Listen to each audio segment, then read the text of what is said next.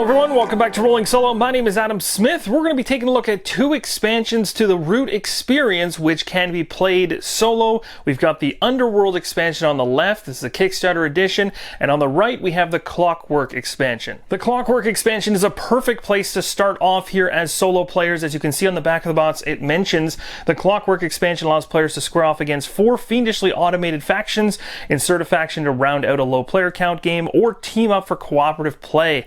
So for solo play, this is going to be huge having these bots. And you can see the different types of individuals you can go up against. You got the mechanical Marquise 2.0, dodge her marauding patrols as you try to stop her from completing her building tracks. You got the electric Eyrie, shore up the woodland's defenses against this fearsome invader. If they go unchallenged, the woodland will soon be flooded with their forces. You've got the automated alliance, police these radicals and raise their bases before a little uprising turns into a massive rebellion. And then you got the Vagabond at the bottom, hunt the dastardly Vagabond across the many clearings of the game or attempt to court him with items. As you can see in the top right hand corner of the box, it says each game includes 4 full automated factions that can be used in solo, competitive, or cooperative games. This is huge for Root. You got 3 difficulty levels for each bot, so as you become more and more familiar with the bots and are trying to tackle all of them, you can up the difficulty levels to really give yourself a nice challenge over time. And down below it says over a dozen trait cards that can give the bots special powers and new strategic quirks, even once you become familiar with all the different difficulty levels. The first thing you're going to find when you open up the box is the Law of Root Botics. This is going to be something you're definitely going to be diving into, wanting to know more about how the AI works in the game. These bots are quite interesting. So we got some information here on the far left hand side. We got changes to the law. New rules. Again, this is an update to what was available originally with Root for solo players. Now there's a lot more to it, and this is really exciting. How to set up the bots, fully cooperative play, showing you that. Also showing you how you're going to go ahead and put all your clearing priority markers, depending on what sides you're playing on. There's 4 of them now, winter, mountain, lake, and fall, and who knows, there might be more in the future. Going over here, we get actual talk specific to each of the different bots. So this one right here, the mechanical Marquise, we've got all of the talk for that one. The example turn right here as to how this particular one would work, showing you right there in an illustration, as well as the order card. Flipping it over to the next one, we got the electric Eyrie. So again, another example of how this one works. An example turn. I really like this. This is nice because if you have these example turns, if you can't get your head around what's actually going on, at least on the left-hand side here in terms of the point by point. So for those of you that like following something in order to learn, this is going to be what you want to look at. But then when you want an actual example of how it works, this right here is going to help you really nail down what you learned over here. So I really like that. It complements it well. And there's not a lot here to get your head around either or any of these bots, which is great. It's just a 2-page type situation for each one. We've got the automated alliance here on the left hand side, another breakdown. Again, if you feel free like pausing the screen to read, definitely do so. There's a lot of text here to read from a distance. And then we've got the alliance example turn as well. I do apologize for the glare. Sometimes that's almost impossible to avoid. And then we've got the Vagabot here on the left hand side. And finally over here on the right. And that pretty much does it. It's about 11 pages in total. And on the very back is the Vagabot's example. Next up, we have the bots boards. So we got the mechanical Marquise 2.0 right here. Again, it's going to break down everything you need to know and keep track of on this. We got the bird song, daylight, evening, the escalated daylight, as well as the buildings down here. Go ahead and just turn this around so you can see we got recruiters right here, workshops, and sawmills. Flipping it over to the other side, you can see a nice representation of the bot you're going up against. Again, very cool that they actually look like robots. I like that a lot. Nice little added element there. The electric Eyrie, I really hope I'm pronouncing that one correctly, has a really nice dark blue to it, almost a purple tinge. Looks nice. Bird song, daylight, evening, same thing. Different thing. You can see how it works. Roos in this particular case. Going across that, we'll move on to the next one. I'll show you the back of this one too. You can appreciate the artwork. Got the Vagabot, the nasty one. Character card sits right here. We got a satchel, a damage slot, got a whole bunch of daylight actions in terms of how it explores, battles, quests, and explores battle track along here as well. You can see other information across the top. It of course changes per bot. Again, not going to go down the rabbit hole explaining all of those to you in this unboxing, but something definitely to take a look at. And then right here we have the automated alliance. So again, very different spread of things here and how they work, right? So you're going to be fending off multiple different factions here. If you really add all these into the experience, you can really have quite the situation going on for yourself. But I like the fact you can basically pump up the difficulty if you want, and I also like the fact that there are specific trait cards, which we're going to talk about as we hit them right now in the box, that are going to really throw in some replayability as you play more and more. You can see right here there was a punch out tokens here that all fell out, so they are ready to go. They're already punched out, but they are a bunch of different numbers. Likely it looks like they're from 1 to 12 from what I'm guessing, so I won't show too much of those because they're just tokens, but we certainly should take a look at these trait cards. One thing I really appreciate with Root is the artwork. I don't know what it is about that artwork that I love so much, but it's super cute, except for this one, which looks like it'd want to stab you a little bit in the darkness. But I'm showing you the backs of these cards for now, just to get appreciation of that artwork. You can see the cards are easily labeled. Here's the difficulty ones, the traits, and then we're going to see some more difficulty cards. Again, probably specific to each of the bots, unless of course they have the same back for all. We will see shortly. Nope, it looks like they are different. That'll be nice and easy to keep track of. Traits for each of them. And then difficulty. So my guess is we're going to be pulling a single trait for each of these bots, if I remember correctly. Flipping this over to the other side, let's take a look at some of these. Now, first off, I'll try to let you know, so these ones are traits. So we got Blitz right here. We have Fortified, Iron Will, Hospitals. There's the difficulty level. Easy, Challenging, Nightmare, I love that. Veterans, Popularity, Informants. Here's the traits for this one. Wildfire. Then we get to the difficulty again. You'll see that changing as we go through each of these. Nightmare. Relentless. Swoop for the traits. Nobility. War Tax. Back to the difficulty cards for this one. Nightmare is going to be probably quite a bit of a nightmare. Marksman. Berserker. Helper. Adventurer. Easy. Challenging. Nightmare. And then you've got the actual cards for each of them. So what does this thief do primarily? The Tinkerer, the Ranger. And that's going to do it for the Clockwork Expansion. Now let's dive into the Underworld Expansion. So without further ado, let's flip this box over, take a look at the back of the box, and then we're going to check out all the components inside. The key thing here that the Underworld Expansion is going to give you is an addition of 2 new factions and a new board. As we talked about earlier inside the Clockwork Expansion, it uses 2 brand new boards that weren't introduced in the original game. You can see them right here. You can also pick up those boards in a playmat fashion, which I highly advise because the coloring and the look and feel on a neoprene mat is second to none. However, you don't need to, and the game boards themselves are very beautiful. So checking out the back of the box here, we got play as the Underground Duchy, if I'm saying that correctly, hopefully. Sway your ministers to lead a righteous expedition to the woodland, bringing order to the unending war and chaos above. So again, they're all working underground, which is very, very different. The Corvid Conspiracy use cunning and trickery to hold the woodland hostage, instigating plots to seize control through terror. That's kind of an interesting faction to use. Down here, these are the 2, this is the actual wording on what these maps are called.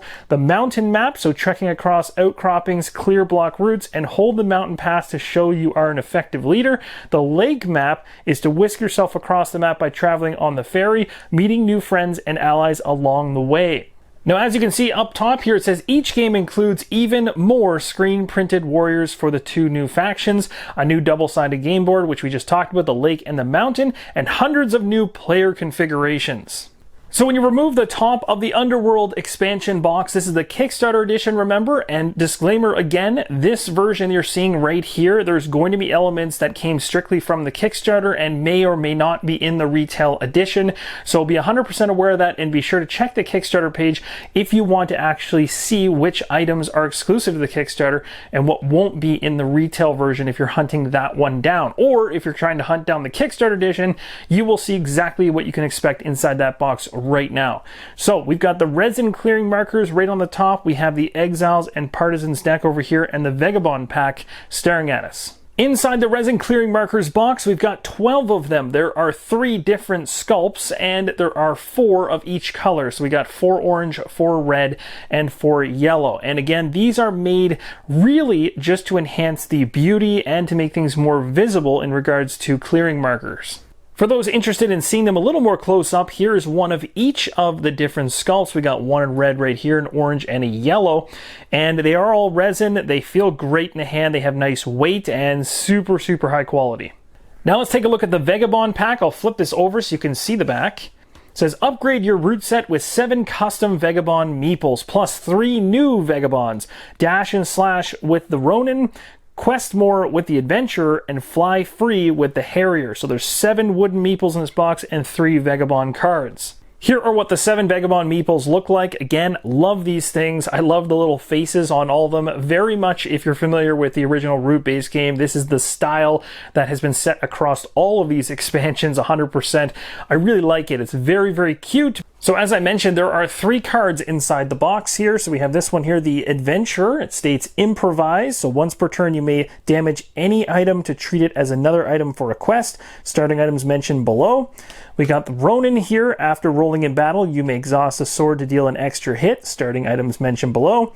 And Glide. Move to any clearing, exhausting no boots. And we've also got some tokens here as well. I'll flip these over to show you the opposite side. And last but not least, in terms of the items that were sitting on top of the box when we open it up, we've got this deck right here. We're going to go through it. It states right here, add a twist to Root by swapping in the Exiles and Partisans deck. This will allow you to make the people hold your rule with soup kitchens, destroy others' crafted cards with saboteurs, and copy faction abilities with cards like Eyrie Dynasties. I'm going to go ahead and say that's how it's pronounced. It's probably wrong. So here's a look at the cards, at least the back of them anyway. The art is the same across all the cards in this deck, all the way. So we'll flip it over, take a look at the front side. Again, there's going to be a lot here to look at, including the artwork, which is also extremely cute and awesome. But you can focus on the bottom if you want to know more about the abilities as I rip through all of these. Got a soup kitchen here, boat builders. There's the one I couldn't pronounce. I love the artwork in this game. It's one of the things that I love so much about it. It's just so awesome.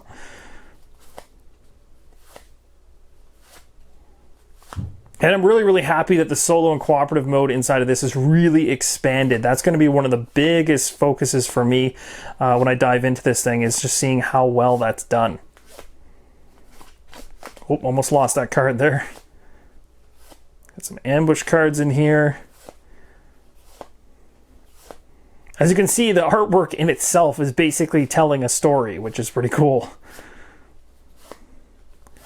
But as much as Root, like I said, looks cute and cuddly, it certainly can be vicious, as it's got that kind of wargame mentality hiding behind things. There's lots of strategy involved, lots of backstabbing, and lots of planning involved.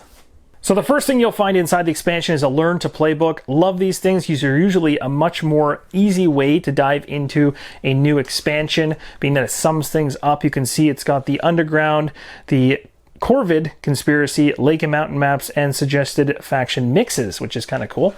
Telling you, which ones you should potentially mix together, or maybe that work best. So here is the first couple pages of this book, so you can get an idea. We'll go through them. Again, it's not a huge book. It's going to give you a nice overview so you can really understand things. So feel free to pause the screen if you want in order to digest this.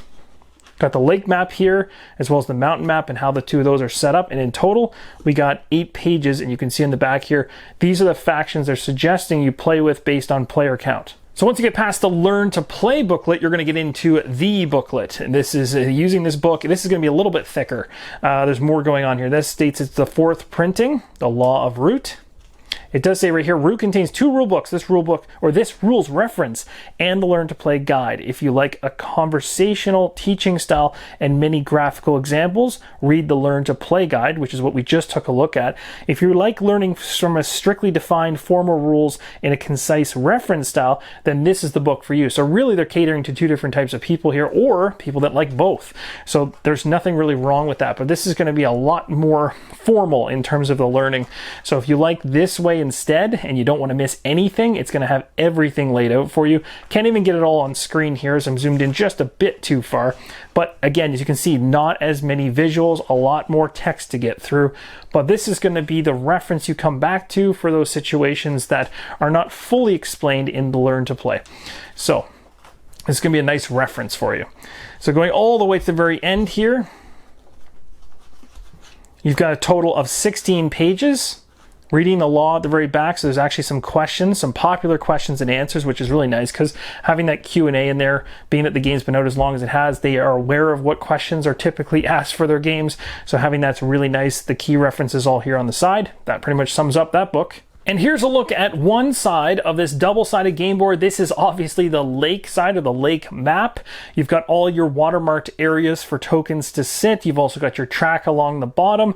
Now we're going to go ahead and take a look at the mountain side. And here's what the mountain side looks like. Again, very, very cool, very different than most of the other maps in this game. One thing to note as well, you might be noticing that nothing is really all that level. That's just because there's a little bit of a bump up on the board right now.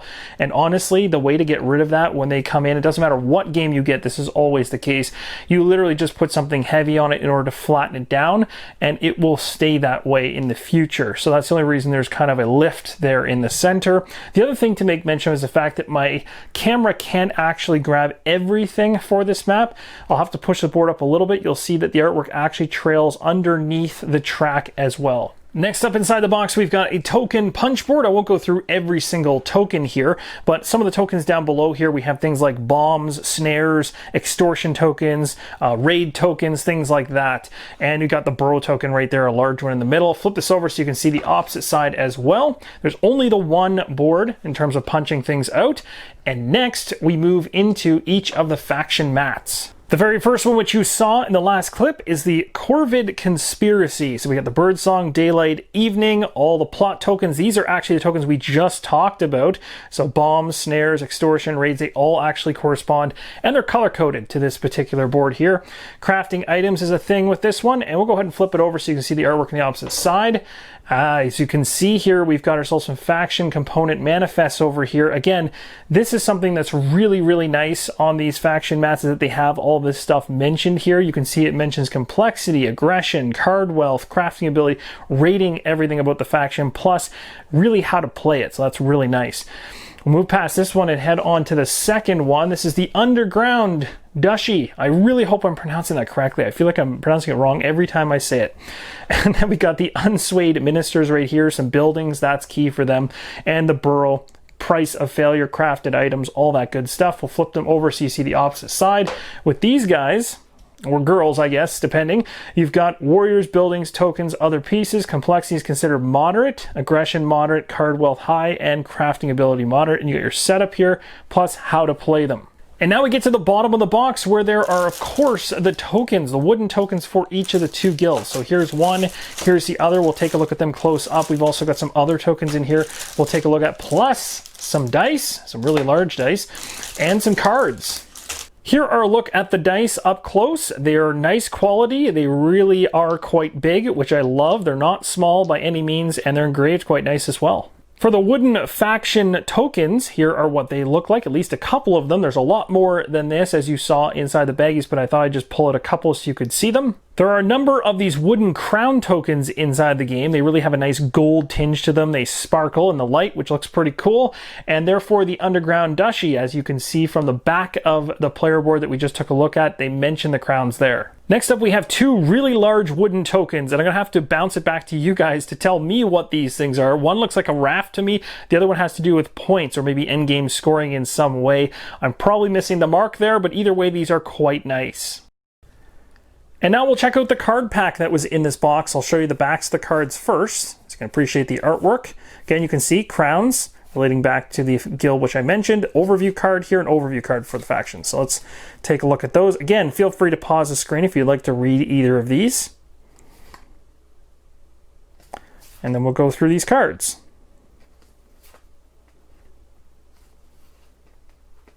The Formal Mayor.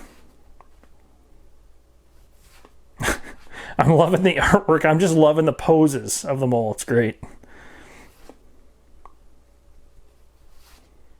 And that, my friends, is going to conclude the unboxing for not only the Underworld expansion, but also the Clockwork expansion too. And again, I really think for solo players, this is a big time purchase right here if you're into Root. You're going to want to dive into this one, as it's really going to open up your options for playing the game solo and cooperative. Again, thank you guys so much for watching. Really hope these videos help you see all the components that come inside the box to help you make an informed decision for yourself.